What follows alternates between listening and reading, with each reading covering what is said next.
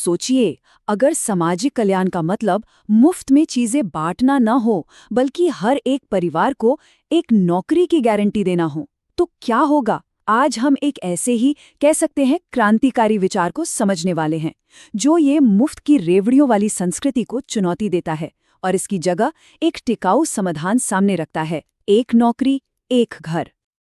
ये सवाल एकदम सीधा है, थोड़ा चुभने वाला भी। और सच पूछिए तो यही सवाल इस पूरी बहस की जड़ में है। क्या हम एक ऐसा समाज बना रहे हैं जो आत्मनिर्भर हो, या फिर एक ऐसा समाज जो हमेशा दूसरों की मदद पर निर्भर ही रहेगा? ये सवाल सोचने पर मजबूर करता है कि आखिर इन मुफ्त योजनाओं की राजनीति के पीछे की असली कहानी क्या है। तो चलिए सबसे पहले इसी फ्री के सवाल को थोड़ा खोल कर देखते हैं। ये सिर्फ एक सियासी नारा नहीं है, नहीं, इसके बहुत गहरे आर्थिक और सामाजिक असर होते हैं। तो इस हिस्से में हम यही पता लगाएंगे कि आखिर ये संस्कृति है क्यों और इसके पीछे असली इरादे क्या हो सकते हैं। और असली सवाल तो यहीं आकर रुकता है।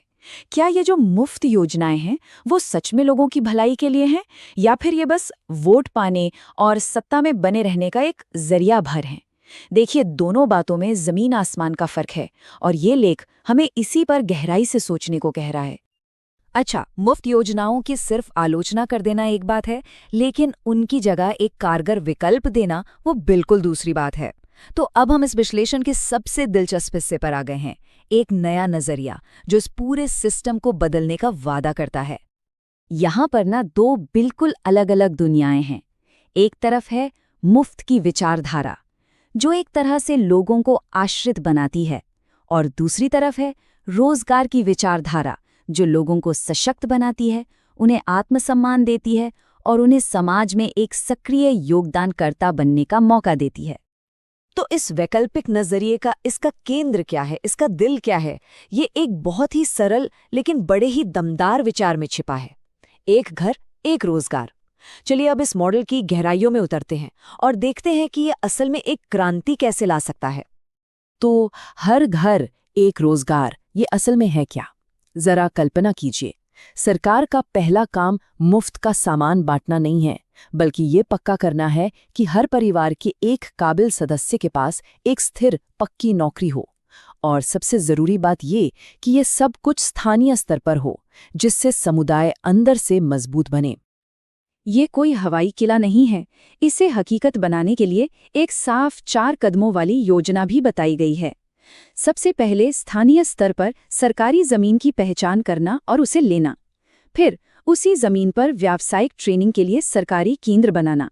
इसके बाद वहाँ के लोगों को कपड़ा बनाना, मैन्युफैक्चरिंग जैसे ज़रूरी हुनर सिखाना।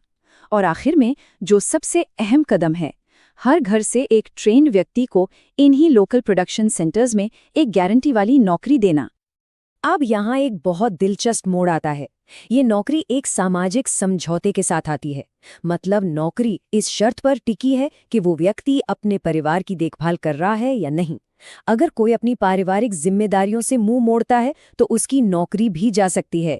ये सामाजिक कल्याण का एक बिल्कुल अलग नजरिया है, जो रोजगार को सीधे सीधे परिवार की स्थिरता से जोड़ता है।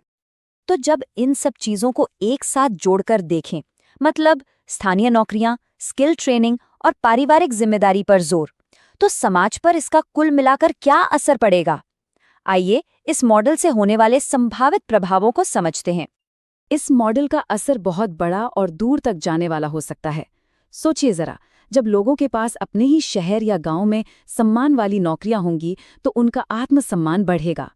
काम के लिए बड़े शहरों की तरफ जो पलायन होता है वो रुक जाएगा। परिवार साथ रहेंगे, जिससे समुदाय मजबूत होंगे और शायद वृद्धाश्रमों की जरूरत ही कम हो जाएगी। और हाँ, जब सामान लोकल लेवल पर बनेगा तो वो सस्ता भी होगा और सबके लिए आसानी से उपलब्ध भी होगा। ये तो मतलब जमीनी स्तर से एक नई शुरुआत होगी। और ये सारी बातें आखिर में इस एक शक्तिशाली विचार पर आके खत्म होती हैं। ये भी नहीं लगेगा कि हम किसी के दान पर जी रहे हैं। हम सरकार को देंगे, सरकार हमको देगी। ये लाइन नागरिक और राज्य के बीच के रिश्ते को पूरी तरह से बदल देती है।